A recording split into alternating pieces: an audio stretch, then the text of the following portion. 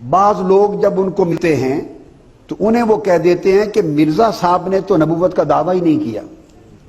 کسی کو کہہ دیتے ہیں مرزا صاحب نے مسیح موعود کا جیسا بندہ دیکھا یہ نکتہ سمجھ لیں، شاطرانہ چال ہے. اس نے اپنی کتابوں میں ہر جھوٹ بول رکھا ہے، بہت بڑی مکاری عیاری کے ساتھ ہر مواد موجود ہے. جیسا بندہ دیکھا اسی طرح کی بات کر دی اور کتاب میں اسی طرح کا مضمون نکال لیا. اس کے لیے ضروری ہے کہ اس پورے تصور کو ذہن میں رکھیں کہ مرزا غلام احمد قادیانی نے سٹیپ بائی سٹیپ ایک دعویٰ نہیں کیا، 12 دعوے کیے. کتنے کیے؟ اور ہر دعوے اس کی کتابوں میں ہیں. آپ میں سے کسی کو دیکھیں گے وہ کہیں گے جی ہم تو انہیں مجدد مانتے ہیں، اور انہوں نے بھی کہا تھا میں مجدد ہوں. یہ ہمارے اوپر جھوٹا الزام ہے، انہوں نے تو نبوت کا دعویٰ ہی نہیں کیا، اور وہ کتاب اٹھا کے اس کا دعویٰ مجدد ہونے کا دکھا دیں گے.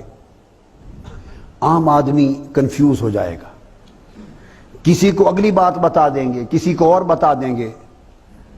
اب سن لیں، اس نے پہلا دعویٰ کیا مجدد ہونے کا. جب زمین بنا لی اس کے بعد اگلا دعویٰ کیا محدثیت کا کہ میں اللہ سے کلام کرتا ہوں.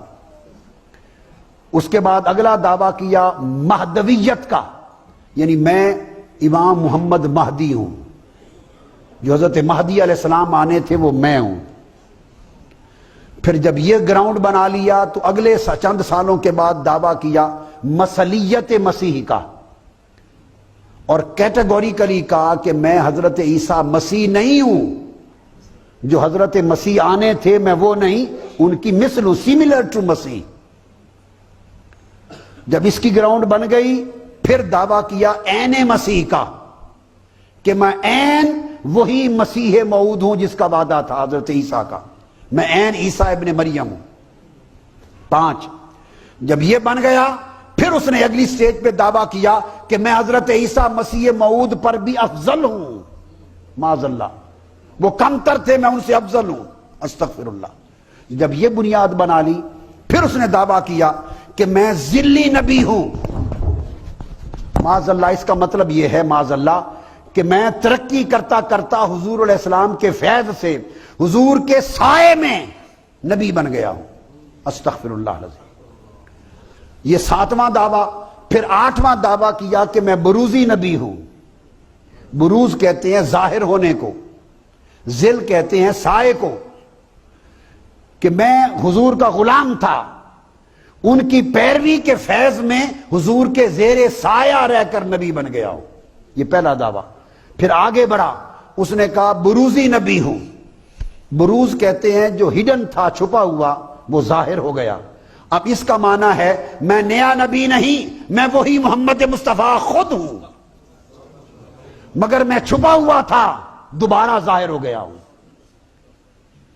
جو زیر سایہ بنے وہ کوئی اور ہوتا ہے، جو خود ظاہر ہو جائے وہ خود ہوتا ہے. ہر دعویٰ دوسرے کا بطلان کرتا تھا، ہر دعویٰ پہلے دعوے کو جھوٹا ثابت کرتا تھا. ایک دعوے کی دوسرے دعوے سے کوئی جوڑ اور میل نہ تھا. وہ گراؤنڈ بناتا، جب مرید ہو جاتے، لوگ مانتے، بنیاد بن جاتی، پھر 2-4 سالوں بعد اگلا دعویٰ. 12 دعوے کیے، تکذیب کی حد. اس کے بعد اگلا دعویٰ کیا نامہ کہ میں نبی ہوں مگر غیر حقیقی نبی ہوں، میرا ٹائٹل نبی ہے، حقیقی نبی نہیں. پھر اس نے کہا میں حقیقی اور تشریعی نبی ہوں، کوئی یہ نہ سمجھے کہ میں بس ایسے ہی نبی ہوں، ایسے ہیرا غیرہ نبی ہوں، نہیں، میں حقیقی نبی ہوں، مجھ پر احکام اترتے ہیں، شریعت آتی ہے. اس نے کہا کہ میں وہی شریعت اور احکام رکھنے والا نبی ہوں. میں یہ دعویٰ کیا 10واں.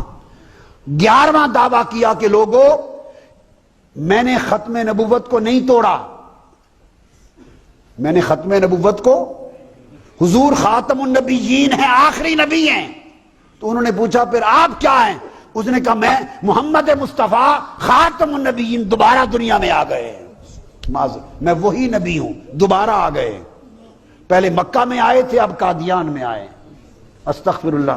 یہ اس کا 11واں دعویٰ تھا. کتنا؟